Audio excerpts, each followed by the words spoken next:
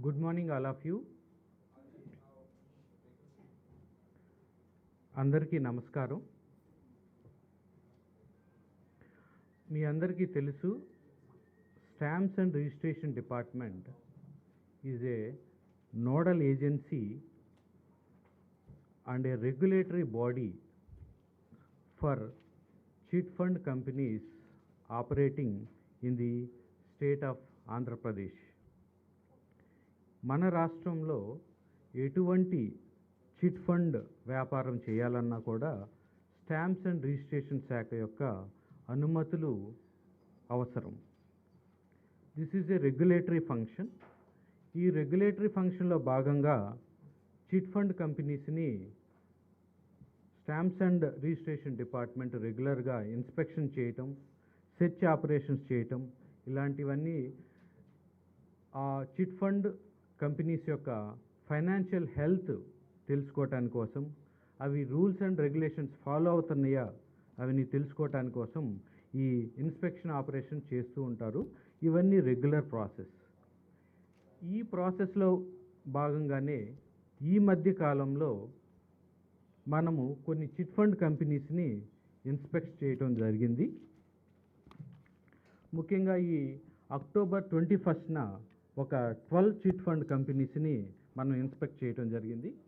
అవి ఏంటంటే capital chit fund Kurnool, Shri Balaji Nandyal, Sudeepa chit fund Anantapur, Swarnamukheswara chit fund Tirupati, బాలాచియా BGR chit fund Prakasam district, Sridatta Shri chit fund Guntur, Kapil Kosta chit fund Vijayawada, Usha Bala Eluru, STR chits Bhimavaram, Suryachandra chit funds Kakinada, Jagajjanani chit fund Rajahmundry, Chalapathi chit fund Visakhapatnam.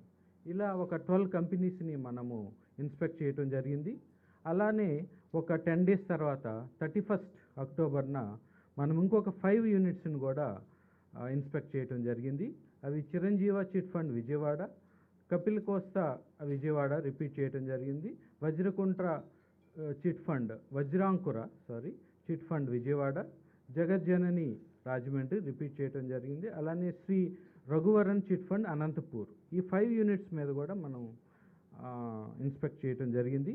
అలానే November 15న ఇంకొక 18 units మీద కూడా మనము inspection search operations చేయటం జరిగింది. అంటే 3 విడతలుగా ఒక 35 యూనిట్స్ మీద మనం ఇన్స్పెక్షన్ చేయటం జరిగింది. ఇన్స్పెక్షన్ యొక్క మెయిన్ ఉద్దేశం to understand the financial health of the chit fund companies, అవి రూల్స్ అండ్ రెగ్యులేషన్స్కి అనుగుణంగా పనిచేస్తున్నాయా లేవా అని తెలుసుకోవటానికి. ఈ ఫైండింగ్స్లో మాకు తెలిసిన విషయాలు which are very important and which have major financial implications to the public, where public money is at risk, మీ ద్వారా ప్రజలకి తెలియచేయటానికి ఈ ప్రెస్ కాన్ఫరెన్స్ అరేంజ్ చేయడం జరిగింది. Thanks for joining. అండ్ ఇది ఒక పబ్లిక్ అవేర్నెస్గా కూడా, అలాగే ఒక ఎడ్యుకేటివ్ ప్రోగ్రామింగ్ కూడా ఉపయోగపడుతుందని నేను భావిస్తున్నాను. ఈ ఇన్స్పెక్షన్స్లో మా దృష్టికి వచ్చిన ఒక మేజర్ వైలేషన్స్ మీకు షేర్ చేస్తాను.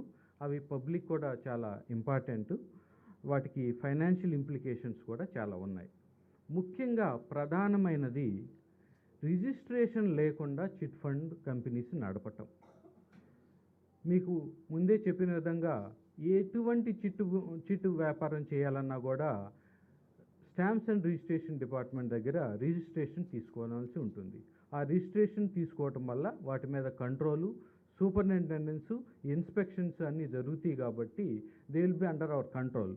కానీ ఎటువంటి రిజిస్ట్రేషన్స్ లేకుండా కూడా చిట్ ఫండ్ కంపెనీస్ నడవటం మా దృష్టికి వచ్చింది. That is very risk to the public money. So ఇలా మా దృష్టికి వచ్చిన ఒక కంపెనీ ఎస్టీఆర్ చిట్స్ అనేది భీమవరంలో మా దృష్టికి వచ్చింది. దాని మీద వెంటనే సీరియస్ యాక్షన్ లాంచ్ చేశాము, ఎఫ్ఐఆర్ కూడా ఫైల్ చేశాము, వారి మీద ప్రాసిక్యూషన్ కూడా చేయటం జరుగుతుంది. ఈ సందర్భంగా నేను సిటిజన్కి రిక్వెస్ట్ చేసేది ఏంటంటే, మీరు చిట్ ఫండ్లో ఇన్వెస్ట్ చేయాలనుకున్నప్పుడు కంపల్సరీగా దానికి రిజిస్ట్రేషన్ ఉందా లేదా, రిజిస్ట్రేషన్ శాఖ నుంచి రిజిస్ట్రేషన్ ఉందా లేదా అనేది కంపల్సరీగా వెరిఫై చేసుకోవాల్సిన అంశం. అలానే ప్రతి గ్రూపు స్టార్ట్ అయ్యే ముందుగా కూడా రిజిస్ట్రార్ దగ్గర కమెన్స్మెంట్ సర్టిఫికేట్ కూడా తీసుకోవాల్సి ఉంటుంది. ఆ కమెన్స్మెంట్ సర్టిఫికేట్ కూడా మీరు వెరిఫై చేసుకొని అలా అన్నీ కరెక్ట్గా ఉన్న వాటిల్లోనే మీరు ఇన్వెస్ట్ చేయాల్సిందిగా నేను సిటిజన్స్కి రిక్వెస్ట్ చేస్తున్నాను. అలాగే అలాంటి రిజిస్ట్రేషన్ లేకున్న కంపెనీస్ నడుస్తున్నప్పుడు వాటిని కూడా మా దృష్టికి తెస్తే, కంప్లైంట్స్ ఇస్తే మేము డెఫినెట్గా వాటి మీద సీరియస్ యాక్షన్ కూడా తీసుకోవటం జరుగుతుంది.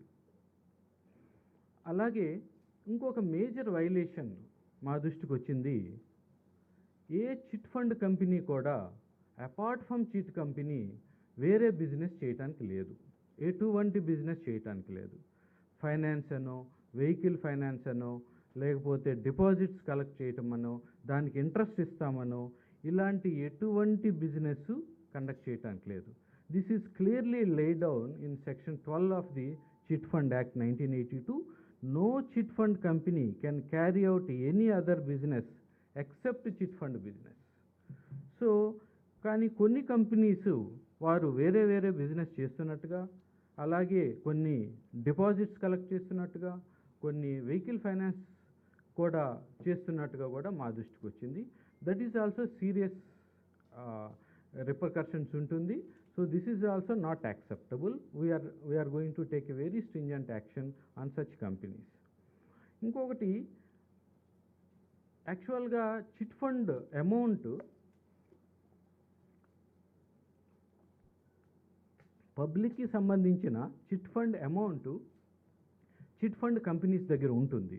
అలాంటప్పుడు వారు చాలా స్ట్రింజెంట్ నామ్స్ ఫాలో అవ్వాల్సి ఉంటుంది. ఒక చిట్ ఫండ్కి సంబంధించిన మనీని ఆ చిట్ ఫండ్కే వాడాలి, కనీసం పక్క చిట్ ఫండ్ కూడా డైవర్ట్ చేయడానికి ఎటువంటి అవకాశం లేదు. అలానే వారికి సంబంధించిన వేరే బ్రాంచెస్ కానీ, సిస్టర్ కన్సర్న్స్ కానీ, వేరే కంపెనీస్ కానీ ఆ మనీని తరలించడానికి ఎటువంటి పర్మిషన్ లేదు.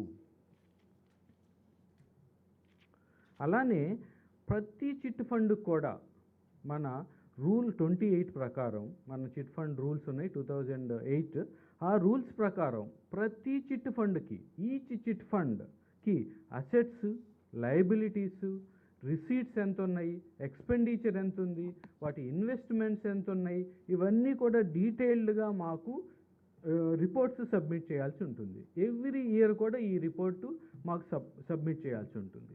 అలాగే ఈ చిట్ అమౌంట్ మొత్తాన్ని ఒక సపరేట్ అకౌంట్లో, అప్రూవ్డ్ అకౌంట్లోనే ఉంచాల్సి ఉంటుంది. ఈ అప్రూవ్డ్ అకౌంట్స్ ఇవన్నీ కూడా చిట్ అగ్రిమెంట్లో, చిట్ బైలాస్లో, అలానే మినిట్ బుక్లో కూడా అన్నీ రికార్డు చేయాల్సి ఉంటుంది.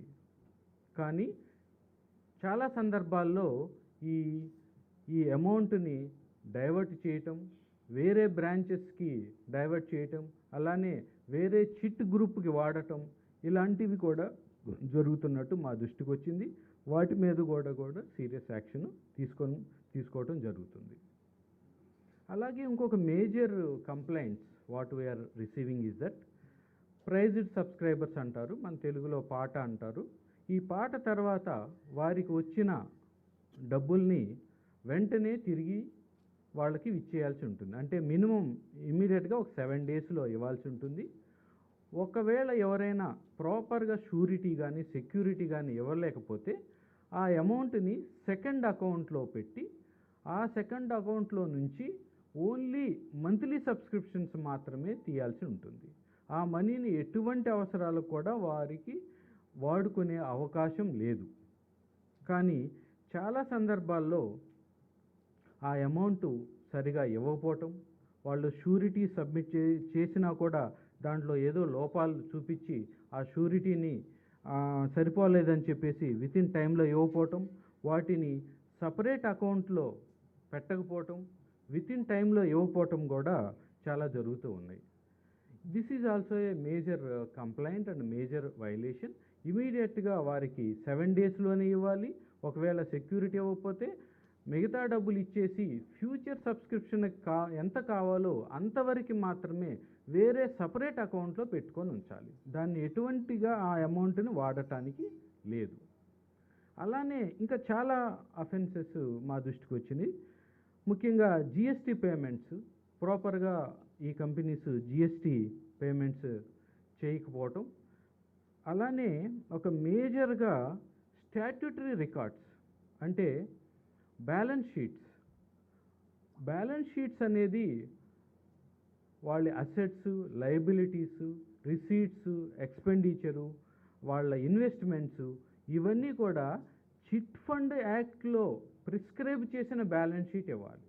Not the balance sheet that is provided in the companies act.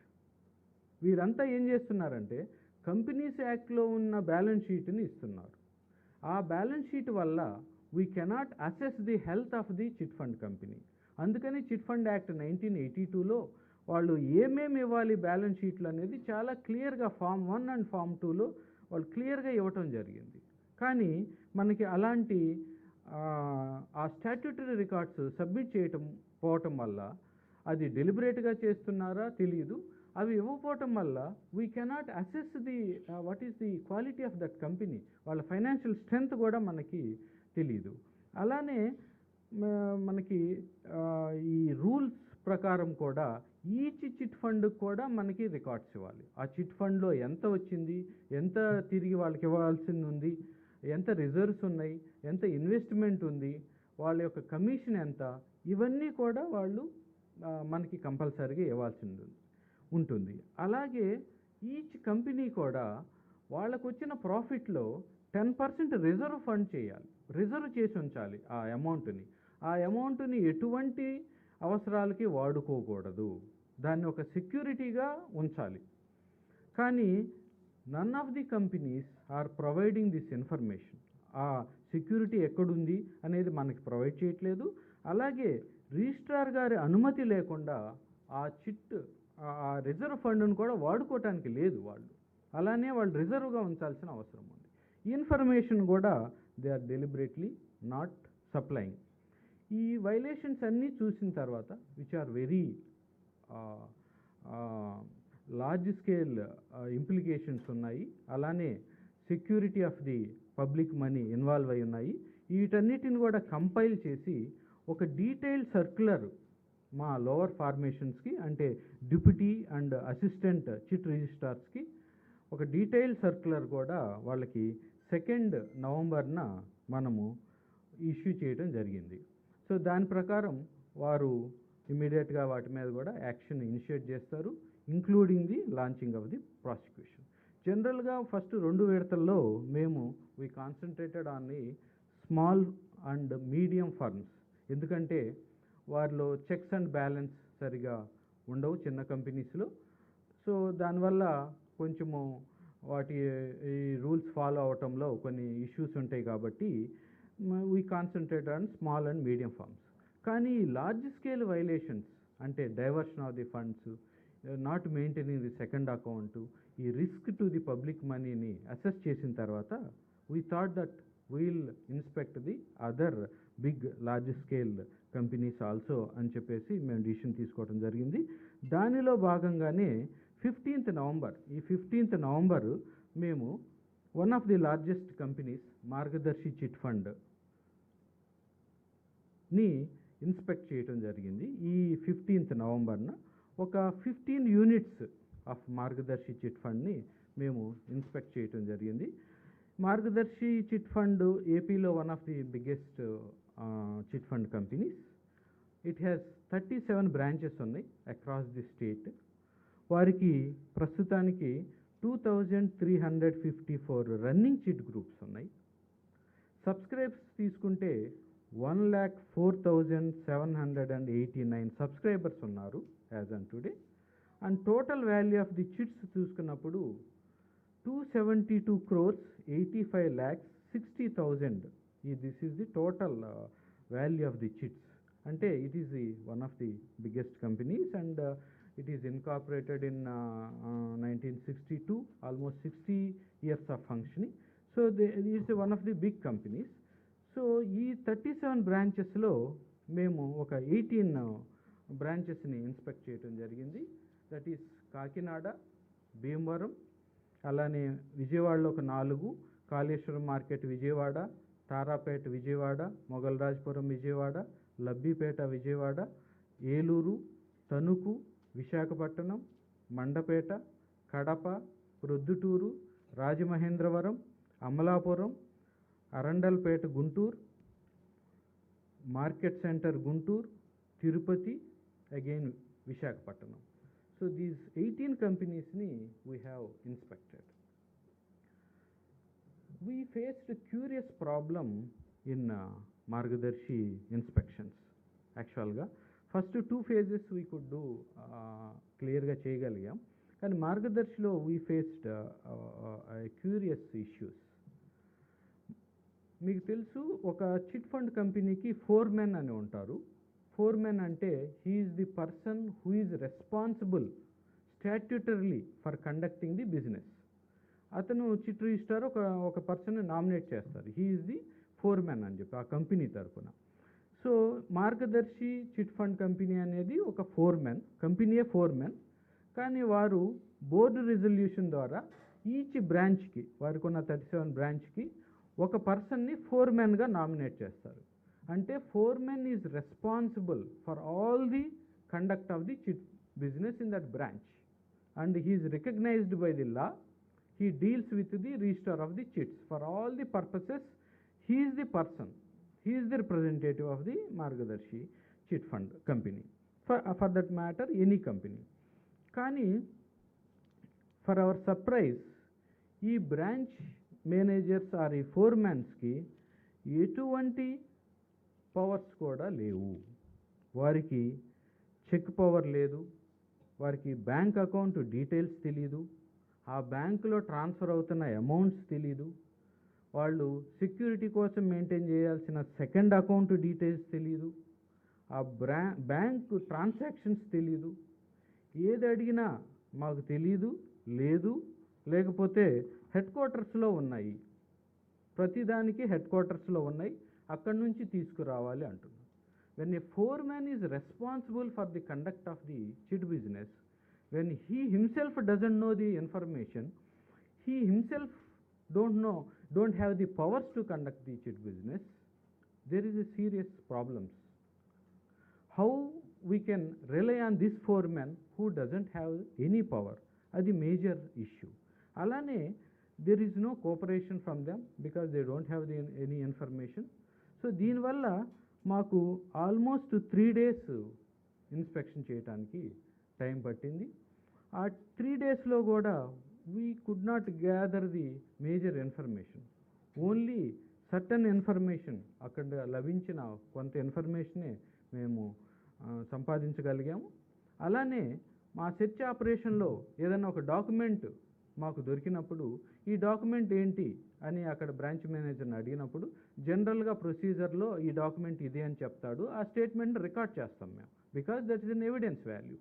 అలాంటి డాక్యుమెంట్స్ మాకు దొరికినప్పుడు ఆ స్టేట్మెంట్ రికార్డ్ చేసినప్పుడు కూడా they refuse to sign the document, they refuse to sign the statement. That is unheard, that is completely non cooperation.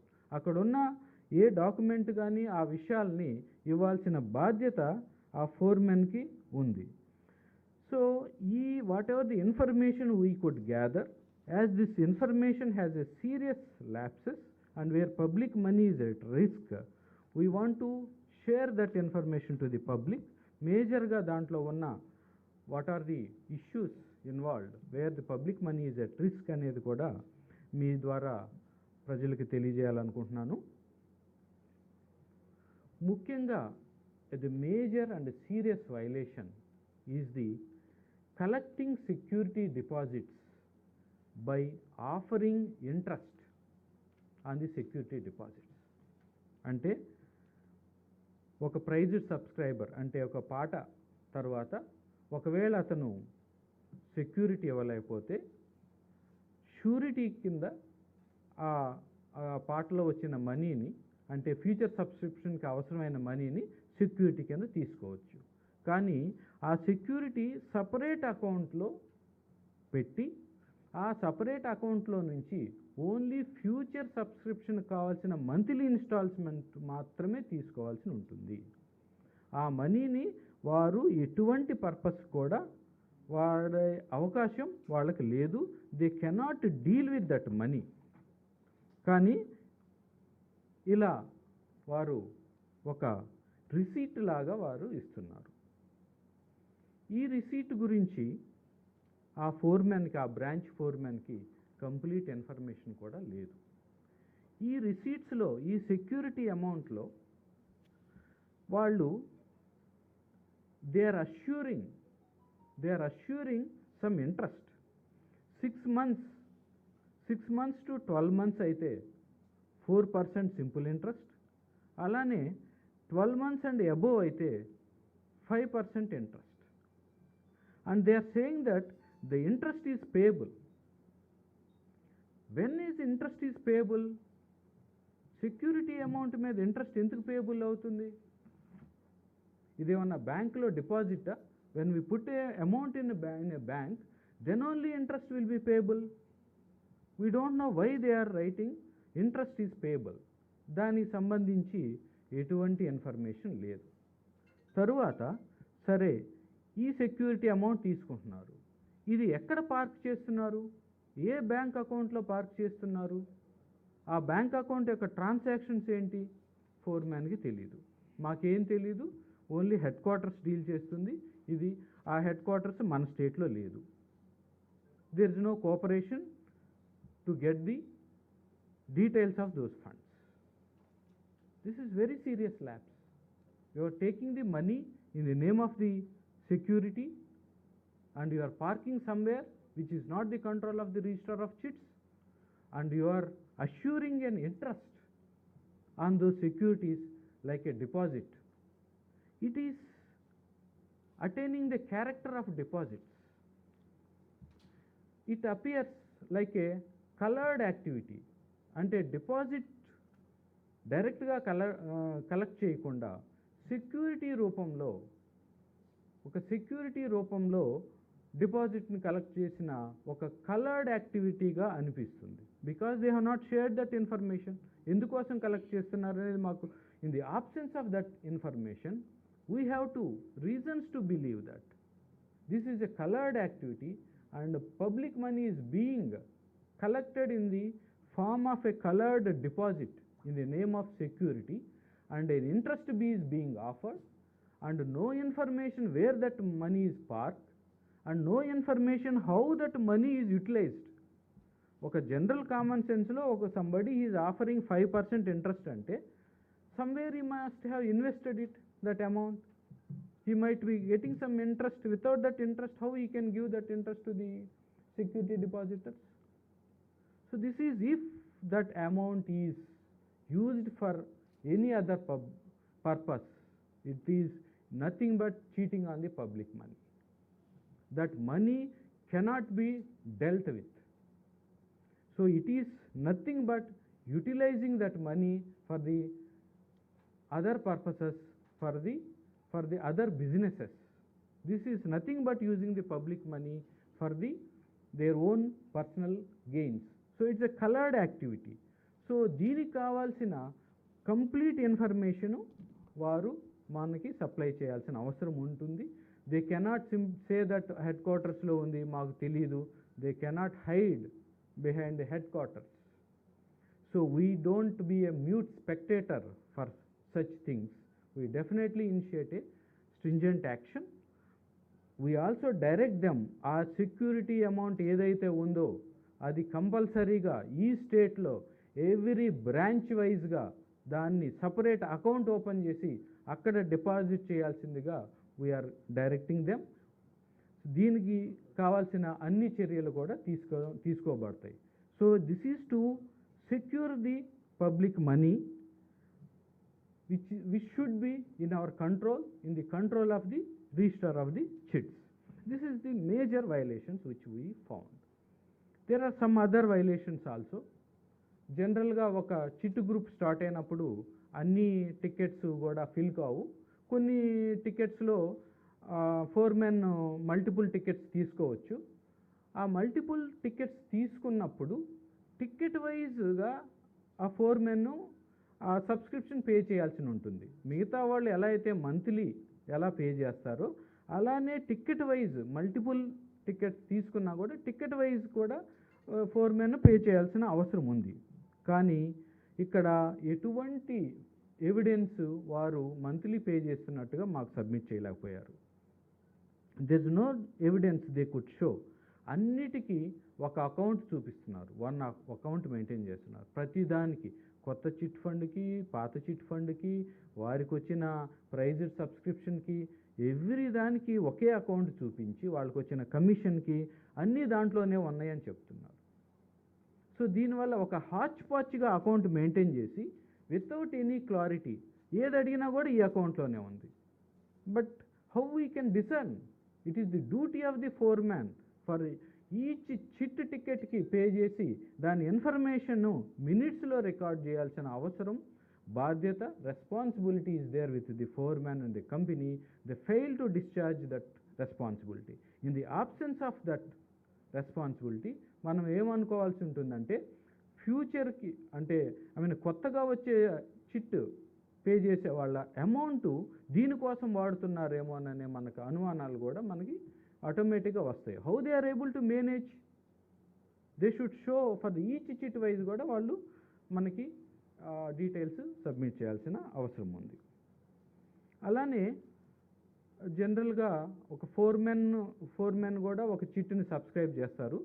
ఇక్కడ మార్గదర్శిలో every second month వాళ్ళు చిట్టు పాటని వాళ్ళు ఆ మనీని తీసుకుంటున్నారు. సో దానికి ఆ మనీ తీసుకుంటున్నప్పుడు మిగతా సబ్స్క్రైబర్స్ ఎలాగైతే సెక్యూరిటీ పే చేస్తారో ఫ్యూచర్ సబ్స్క్రిప్షన్కి, అలానే ఫోర్మెన్ కూడా సెక్యూరిటీ ఇవ్వాల్సిన అవసరం ఉంటుంది. ఆ సెక్యూరిటీ కూడా సెకండ్ అకౌంట్లో వాళ్ళు మెయింటైన్ చేయాలి. ఆ సెక్యూరిటీ తోటి they cannot handle with that amount. Only future సబ్స్క్రిప్షన్స్కే ఆ అమౌంట్ వాడాల్సి ఉంటుంది. దాని ఇన్ఫర్మేషన్ కూడా they don't supply. They only say that ఇది కూడా అకౌంట్ 1లోనే ఉందని చెప్తారు. అది కూడా హాచ్ పాచ్గా ఉంటుంది, కన్ఫ్యూజ్డ్గా ఉంటుంది. So we are unable to find out whether the security, whether the amount is secured or not. These are the major some of the violations. దీంతో పాటుగా బేసిక్గా స్టాట్యూటరీ రికార్డ్స్, ఇంతకుముందు చెప్పినట్టుగా ఎటువంటి స్టాట్యూటరీ రికార్డ్స్ మెయింటైన్ చేయట్లేదు. అంటే స్టేట్ డివైడ్ అయిన తర్వాత, ఇంతకుముందు వాళ్ళకి కంబైన్డ్ కంపెనీ ఉంది, స్టేట్ డివైడ్ అయిన తర్వాత వాళ్ళు సపరేట్గా బ్యాలెన్స్ షీట్, మన స్టేట్కి సపరేట్ బ్యాలెన్స్ షీట్ ఫైల్ చేయాల్సిన అవసరం ఉంది. యాజ్ పర్ సెక్షన్ 24 సపరేట్గా ఫామ్ 1 అండ్ ఫామ్ 2 అని 2 ఫామ్స్ చాలా క్లియర్గా దాంట్లో ఎంట్రీస్ ఉన్నాయి. ఆ ఎంట్రీస్ మొత్తం వాళ్ళ ఇన్వెస్ట్మెంట్స్ ఎంత, అసెట్స్ ఎంత, లయబిలిటీస్ ఎంత, ఎక్స్పెండిచరు, రిసీట్స్, రిజర్వ్స్, 10% చేయాల్సిన రిజర్వ్స్ ఎక్కడుంది, ఇవన్నీ కూడా క్లియర్గా దీస్ ఆర్ స్టాట్యూటరీ డాక్యుమెంట్స్. ఇవన్నీ కూడా మనకు ఫైల్ చేయాలి. ఈ స్టాట్యూటరీ డాక్యుమెంట్స్ మనకు ఫైల్ చేయకపోవటం వల్ల అసలు ఆ ఫండ్స్ ఎక్కడున్నాయి, వాటి ఫైనాన్షియల్ హెల్త్ ఎలా ఉంది, whether it is running properly or not, whether అంటే కొత్త చిట్స్ వచ్చిన అమౌంట్ని ఈ చిట్స్ తోటి మేనేజ్ చేస్తూ కలగాపొలగం చేస్తూ అది రన్ చేస్తున్నారా? ఒకవేళ కొత్త చిట్స్ ఆగిపోతే what is the status of this company or this fund అనేది major doubts. As a registrar of chits I have every doubt that the security and the financial strength of the company is I need to ascertain those details. So అలానే ప్రతి చిట్టుకు కూడా ఇందాక చెప్పినట్టు rule 28 ప్రకారం ప్రతి చిట్టుకు కూడా వాళ్ళు డీటెయిల్స్ ఇస్తే మాకు క్లియర్గా అర్థమవుతుంది. ఆ చిట్లో ఎంత ఉంది, ఎంత ప్రాఫిట్ వచ్చింది, ఎంత లాస్ వచ్చింది, ఎవరైనా డిఫాల్టర్స్ ఉన్నారా, లేకపోతే వాళ్ళకి వచ్చిన ప్రాఫిట్ని ఎక్కడ ఇన్వెస్ట్ చేస్తున్నారు. Because they have to tell us where they are investing, because they cannot do any business except chit business. అవి తీసుకెళ్ళేసి కొన్ని కంపెనీస్లోనో, మూవీస్లోనో, లేకపోతే అదర్ వెంచర్స్లో they cannot invest, they are not permitted. So వాళ్ళ ఇన్వెస్ట్మెంట్స్ కూడా మాకు క్లియర్గా చెప్పాల్సి ఉంటుంది. But they have not filed any statutory records with the register of chits. మీకు ఇంతకుముందు చెప్పినట్టుగా వారు సెక్షన్ 12 ప్రకారం ఏ చిట్ ఫండ్ కంపెనీ కూడా ఎటువంటి వేరే బిజినెస్ చేయటానికి లేదు.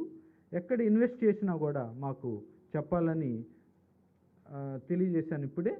సో వారు మాకు బ్యాలెన్స్ షీట్స్ పోవటం వల్ల, అంటే balance sheets under chit fund act, ఈ ఇన్ఫర్మేషన్ మాకు ఇవ్వకపోవటం వల్ల we don't know their investments.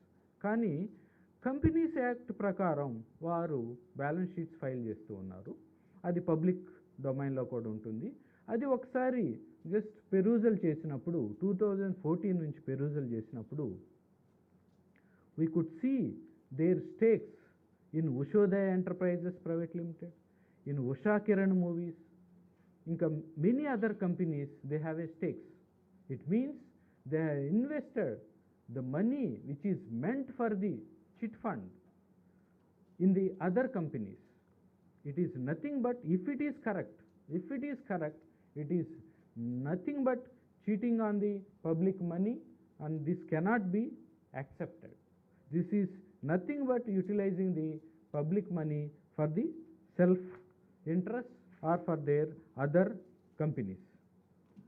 So we have seen these large scale violations, putting the public money at risk, no information, no cooperation from the foreman, no balance sheets as per Chit Fund Act, no separate bank accounts, no details of the bank accounts, no transaction details, no investment details. All these are the major lapses. ఇవన్నిటి వల్ల మేము we tried for 3 days, we requesting the information. మా officers చాలా పేషెంట్స్గా వాళ్ళ దగ్గర నుంచి information తీసుకోవటానికి చాలా ట్రై చేశారు. But in vain, we could not get the information. కానీ అన్ఫార్చునేట్గా the management of the company released some press note saying that officers are harassing them, they are causing inconvenience to them, all these things. డజన్ల కొద్ది officers వచ్చి inconvenience చేశారని చెప్పేసి ఒక press నోట్లో some press ద్వారా చూశాను నేను. This is not correct. This is far from truth. They have not submitted any information. They have not cooperated with us. మెయిన్గా జిఎస్టీ ఆఫీసర్స్ని ఇన్వాల్వ్ చేయడానికి ముఖ్య ఉద్దేశం, ముందు కంపెనీస్ని ఇన్వెస్టిగేషన్ చేసినప్పుడు దాంట్లో చాలా జిఎస్టీ వైలేషన్స్ మాకు వచ్చినాయి. కాబట్టి ఒకేసారి జిఎస్టీ వైలేషన్స్ కూడా వెరిఫై చేయొచ్చు అని చెప్పేసి జిఎస్టీ ఆఫీసర్స్ని కూడా ఈ సెర్చ్ ఆపరేషన్లో ఇన్వాల్వ్ చేయడం జరిగింది. అలానే మా దృష్టికి వచ్చింది సెంట్రల్ ఏజెన్సీస్ కూడా, director general of GST intelligence వారు కూడా వీరికి నోటీసులు ఇచ్చారు జిఎస్టీ వైలేషన్స్ మీద కూడా మా దృష్టికి వచ్చింది. Because of all these large scale violations, as the public money is involved, as the state cannot be a mute spectator for these frauds, all these violations will be dealt with the iron fist, and will make all the efforts in protecting the public money. So as a part of this, not only on this company, all the companies which are violating the chit fund provisions, we are issuing a show cause notice, including the Margadarshi Chit Fund Company. Within 7 to 10 working days లో మేము ఒక detailed show cause notice వారికి ఇవ్వటం జరుగుతుంది. దాంట్లో ఈ violations అన్నీ కూడా పొందుపరుస్తాము. This is a kind of principles of natural justice. వారికి అన్ని అవకాశాలు ఇచ్చి వాళ్ళు ఎక్స్ప్లెయిన్ చేసుకునే విధంగా మేము నోటీస్ ఇవ్వటం జరుగుతుంది. వారు ఇచ్చే సమాధానాన్ని బట్టి మా నెక్స్ట్ యాక్షన్ కూడా ఉంటుంది దానికి అనుగుణంగా. అలానే ఈ అకౌంట్స్ అన్నీ చాలా హాచ్ పాచ్గా మెయింటైన్ చేయటం, చాలా కన్ఫ్యూజ్డ్గా ఉండటం, ఏ ఇన్ఫర్మేషన్ అడిగినా అదే అకౌంట్లో ఉందని చెప్పటం, ఆ అకౌంట్స్ మా కంట్రోల్లో లేకపోవటం, సెకండ్ అకౌంట్ మెయింటైన్ చేయకపోవటం, ఇవన్నిటిని దృష్టిలో ఉంచుకొని కూడా as a registrar of chits we are also ordering and special audit on the Margadarsi chit fund private limited. ఈ స్పెషల్ ఆడిట్ ప్రత్యేకంగా అన్ని అకౌంట్స్ని, అన్ని మనీ ట్రయల్స్ని, ఇన్వెస్ట్మెంట్స్ని చాలా క్షుణ్ణంగా పరిశీలిస్తారు. It's a kind of forensic audit. వారికి ఒక 45 days నుంచి ఒక 60 days టైం ఇచ్చి వారు ఆ రిపోర్ట్స్ వచ్చే విధంగా చూస్తాము. ఈ forensic audit or special audit కూడా 7 to 10 working daysలో కూడా మేము దాన్ని ఆర్డర్ చేయటం జరుగుతుంది. అలానే యాజ్ ఇక్కడ ఫోర్మెన్స్ ప్రతి ఒక్కటి మాకు హెడ్ క్వార్టర్స్లో ఉంది, మాకు ఏ ఇన్ఫర్మేషన్ లేదు, అన్ని అకౌంట్స్ అక్కడే ఉన్నాయి, ఫండ్స్ యూటిలైజ్ ఎలా అవుతున్నాయో తెలియదు, ఆ అకౌంట్స్ హెడ్ క్వార్టర్ ఏమో హైదరాబాద్లో ఉంది, మన కంట్రోల్లో లేదు. కాబట్టి IGRS తెలంగాణ వారి సహకారంతో వారి హెడ్ క్వార్టర్స్ను కూడా మనము ఇన్స్పెక్షన్ చేయటం జరుగుతుంది. మేబీ నెక్స్ట్ 10 daysలో ఈ December 7th, 8th, 9th కానీ ఆ తర్వాత 14th or 15th IGRS Hyderabad వారి యొక్క టైమింగ్స్ ప్రకారం ఆ హెడ్ క్వార్టర్స్ అకౌంట్స్ కూడా డీటెయిల్డ్గా ఇన్స్పెక్షన్ చేయటం జరుగుతుంది.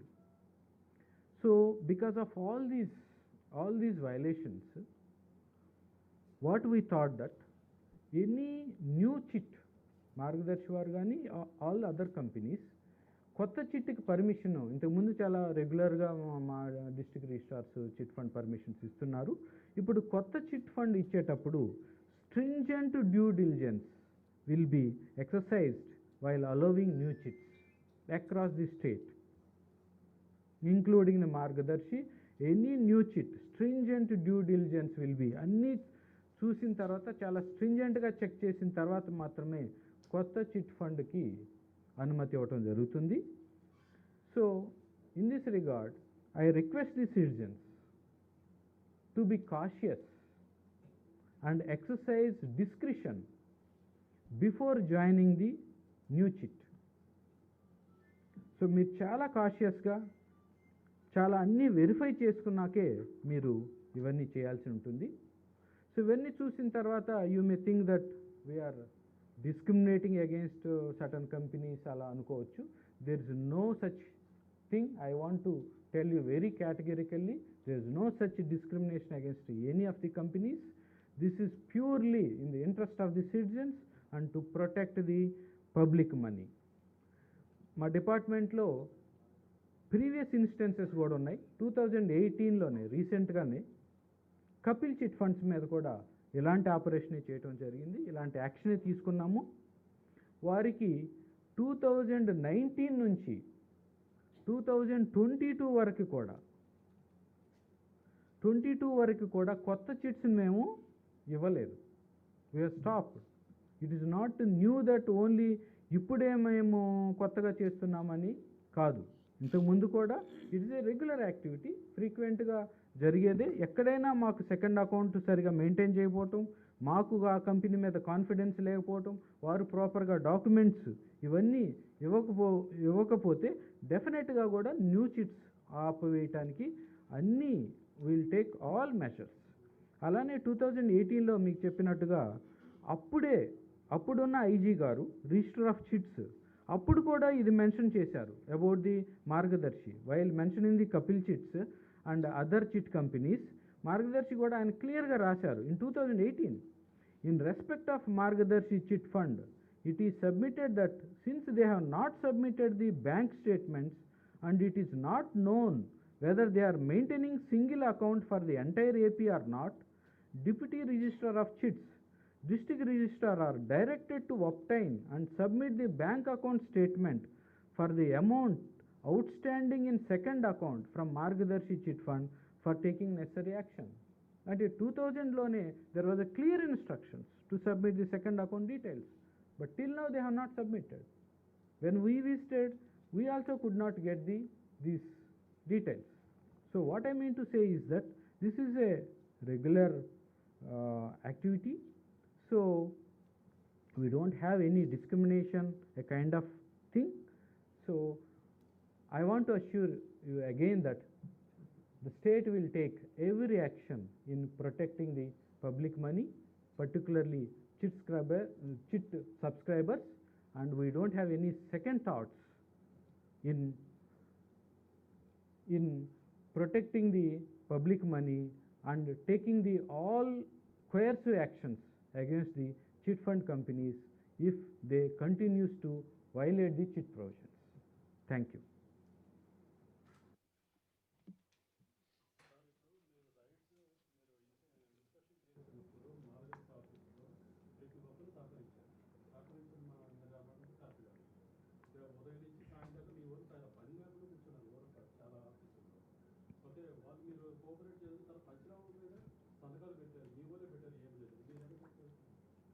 Yes. ఇప్పుడు ఇవన్నీ డాక్యుమెంట్స్ ఏంటి? All the documents where foreman has to, నేను ఇంతసేపు ఎక్స్ప్లెయిన్ చేశాను కదా, సెకండ్ అకౌంట్ డీటెయిల్స్, వాటి ట్రాన్సాక్షన్స్, ప్లస్ ఆ సెక్యూరిటీ డిపాజిట్స్ కింద తీసుకున్న అమౌంట్ ఎక్కడుంది, దాని ట్రాన్సాక్షన్స్ ఎక్కడున్నాయి, ఆ ఇన్వెస్ట్మెంట్ ఎక్కడుంది, ఇవన్నీ కూడా దీస్ ఆర్ స్టాట్యూటరీ డాక్యుమెంట్స్. అవి ఎవరు కొత్తగా చెప్పాల్సిన అవసరం లేదు. ఆ డాక్యుమెంట్స్ లేవు కాబట్టి మా ఆఫీసర్స్ ఖాళీగా కూర్చున్నారు అక్కడ. దే సే దట్ మా హెడ్ క్వార్టర్స్ నుంచి వస్తాయి అని చెప్పేసి చెప్పారు కాబట్టి they are waiting for that information. Otherwise what is the problem? When we have the chit wise details, please show me the chit wise details. 2300 around chit funds నడుస్తున్నాయి. చిట్ wise డీటెయిల్స్ ఏవి మాకు చూపిస్తే మాకేం అవసరం? No, they are not submitting.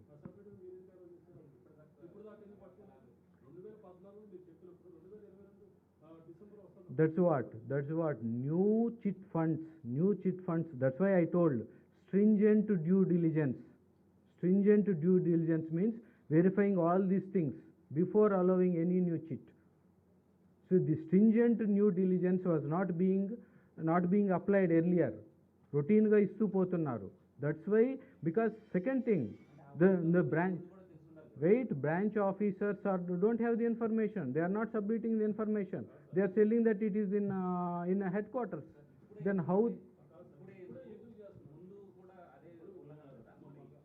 Yes. I told you in 2018 itself a circular was given. First thing. Second, ఇప్పుడే ఎందుకు చేస్తున్నారు అంటే, ఫ్రాడ్ అంతా కమిట్ అయిపోయిన తర్వాత, కంప్లైంట్స్ అని వచ్చిన తర్వాత, మనీ అంతా స్విండిల్ అయిన తర్వాత చేయాలనే? Wait listen.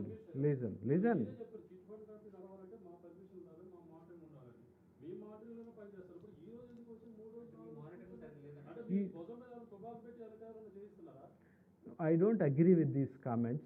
These are purely for the interest of the public money on the chit subscribers. Don't attribute any motives to us. Okay? Thank you. Mark, I am telling you, we got general complaints, but no specific complaints. But it is our responsibility, particularly in a financial frauds.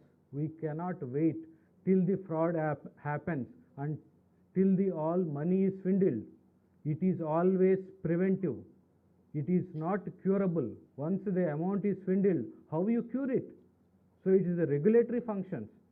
You cannot ask us to wait till it happens, till the complaint comes, till all the money goes.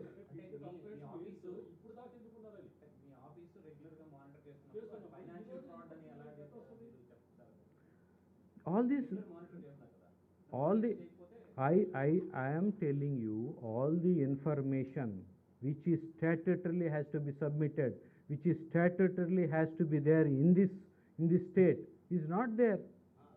That information is not supplied. It is the duty of the foreman to supply that information. It is not my duty.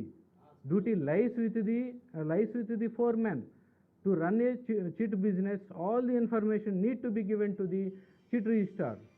But stringent due diligence is not being done all these years. So now we are applying the stringent due diligence. Okay? Thank you.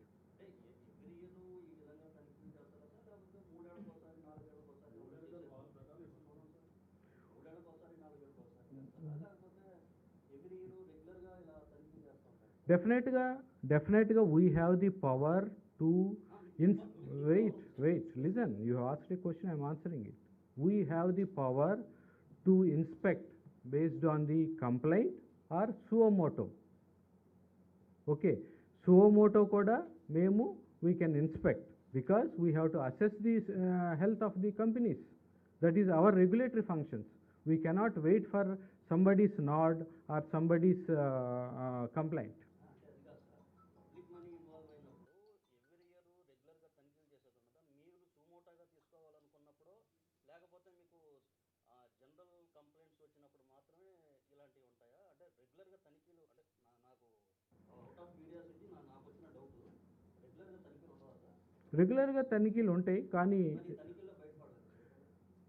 That's what 2018 circular ఏంటి, what I read it out for you. No, that is a direction that it was observed, and in 2019 నుంచి 22 వరకు కూడా chit fund it was stopped for the Kapil, one of the biggest chit fund companies. What? See, you understand one thing. See,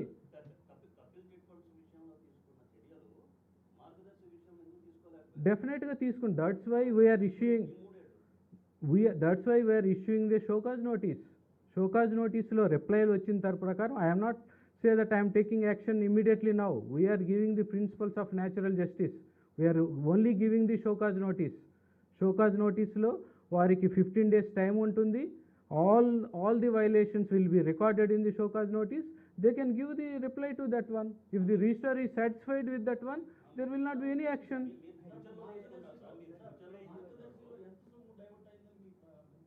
They have not given the information. That's what. అసలు ఎంత security amount collect చేస్తున్నారనే కూడా they could not give for all these 3 days they could not give the information. మా అక్కడ head క్వార్టర్స్లో ఉందని చెప్తున్నారు. అసలు ఎంత సెక్యూరిటీ కింద అమౌంట్ కలెక్ట్ చేశారు, ఆ అమౌంట్ ఎక్కడ పెట్టారు, ఆ అమౌంట్ యొక్క డీటెయిల్స్ ఏంటనేది they are unable to answer us. Balance sheet was not submitted as per the Chit Fund Act. Balance sheet is on the Companies Act but for the 2 states, and from that, yes, section, yes, the law is definitely, for the separate balance sheet is there. Section 24 లో సపరేట్గా balance sheet ఇవ్వాలి.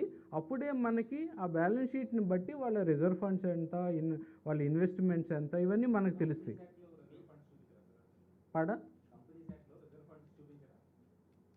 Reserve funds చూపించవచ్చు. That is not our business to get the information from the balance sheet of the filed under the Companies Act, because statutorily they have to file a balance sheet to us. That is their duty. From there, because separate ఉంటాయి దాంట్లో entries, దాని ద్వారా క్లారిటీగా మనము we can get the information on that.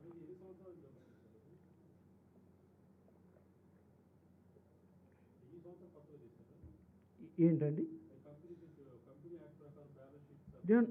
ఏది act 1982 యాక్ట్లోని, ఈ యాక్ట్లోనే ఉంది. ఈ 1982 యాక్ట్లోనే సపరేట్ బ్యాలెన్స్ షీట్ ఇవ్వాలని చెప్పేసి ఈ యాక్ట్లోనే ఉంది. దీంట్లోనే చిట్ వైజ్ కూడా ఏమేం ఫార్మ్స్ ఇవ్వాలనేది కూడా దీంట్లోనే ఉంది in 2008 itself. So this is not separate, but in the absence of that we cannot assess their strength. That is our problem. అంటే విభజన తరువాత 8 ఏళ్ల పాటు నిబంధనలకు విరుద్ధంగా ఒక అతి పెద్ద చిట్ ఫండ్ కంపెనీ వ్యవహారాలు చేస్తున్నా, లావాదేవీలు చేస్తున్నా, అధికారులు పట్టించుకోలేదు. We are acting on that one. See, మీరు ఇప్పుడు యాక్ట్ చేస్తున్నారు సార్, ఇన్నాళ్ళు పట్టించుకోలేదు. అంతేగా మీరు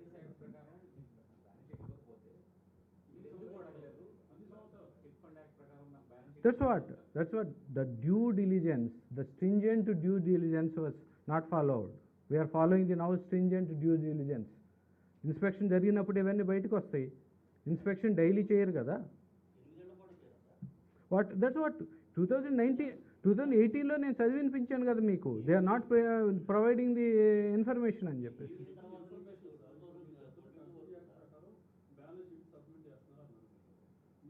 నో మీకు అది అంటే మీ కన్ఫ్యూజన్ ఉంది. కంపెనీస్ యాక్ట్ ప్రకారం బ్యాలెన్స్ సబ్మిట్ చేయట్లేదు. దట్ ఈజ్ ఏ పబ్లిక్ డొమైన్లో ఉంటుంది అది. That will be there in public domain companies act ప్రకారం. వేరే చిట్ ఫండ్ యాక్ట్లో వేసే బ్యాలెన్స్ షీటు మాకు సబ్మిట్ చేయాల్సి ఉంటుంది. Okay, I think almost you are repeating the same questions. You can ask a new question. Sir 2018లోనే already తప్పులు ఉన్నాయనేది ప్రాథమికంగా నిర్ధారణ అయిందని చెప్తున్నారు. సో ఈ 4 years మరి ఎందుకు చర్యలు తీసుకోలేదు సార్ ఆఫ్టర్ 2018 తర్వాతైనా? ఇక్కడ మనకి there is no sunset clause. We can go to 8 years. If 8 years వరకు డాక్యుమెంట్స్ మెయింటైన్ చేయాలి. Whatever the offenses happened in the past also, we will take the action. Need not worry on that front. అంటే మరి ఈలోగా public money deposit చేస్తారు కదా వాళ్ళు.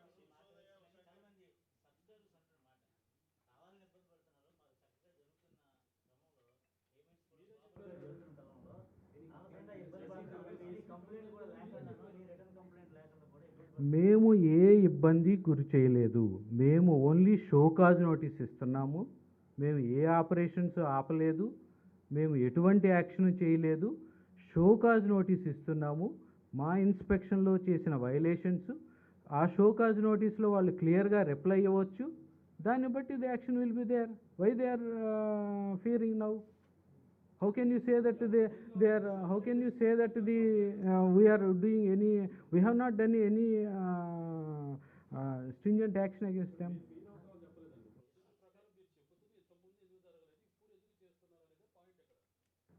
ఇప్పుడు feel happy that it is being done. Stringent due diligence is being applied. Okay, thank you.